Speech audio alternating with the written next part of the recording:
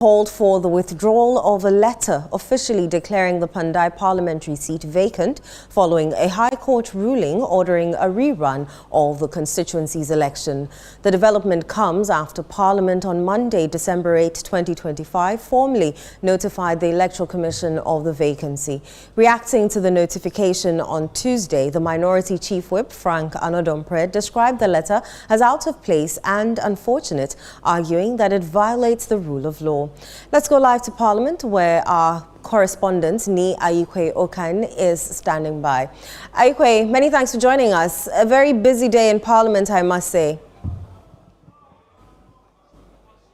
Indeed, it's been a long day today, full of chaos and clash between the majority and minority side of the House. After the minority caucus made it clear on the floor that the Speaker must direct the Clerk of Parliament to withdraw the letter that was ferried to the Electoral Commission declaring the Kpandai seat vacant. After this particular notice was issued to the House, it's been followed by chaotic scenes here and there.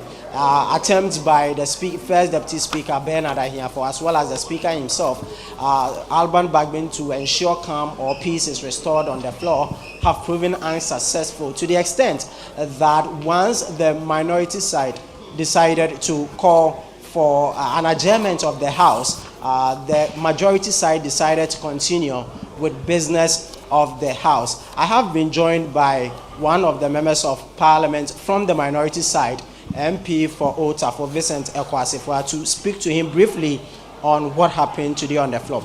Now, we saw on the floor of the House that in as much as you were resisting the commencement of public business, it did take place. What exactly is the plan for tomorrow? Are we going to see the same thing here? There is going to be a resistance, a consistent resistance, at least for the week.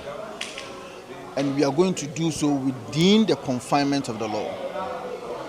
We believe that we are practicing a constitutional supremacy. We believe that Ghana is a democratic state. And part of the principles of what constitutional supremacy is justice and fairness.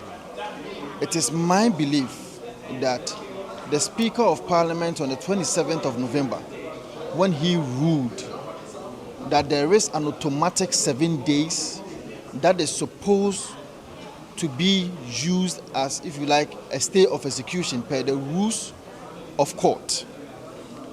After the 7 days, the Speaker also indicated that if you make an application for the stay of execution, or if you like, an application for an appeal, what that means is that it is also a stay of execution.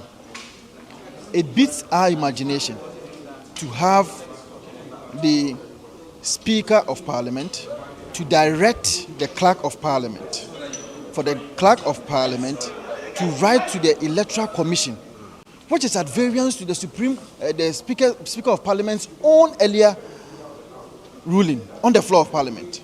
It is just at variance from it. The Speaker of Parliament gave a ruling on the 27th.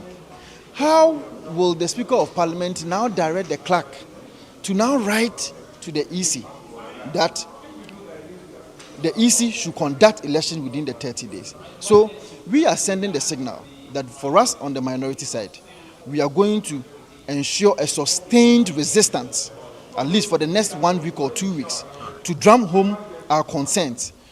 Other than that, we are not going to cooperate for government business to go on. All right, thank you so much for speaking to us. That's the Member of Parliament for Ota, for Vincent Ekwasifwa, speaking to us on what transpired on the floor of Parliament today. He has indicated that the minority caucus would continue with this resistance until their demand is heeded. Reporting from Parliament, Ni Ayikwe Okan.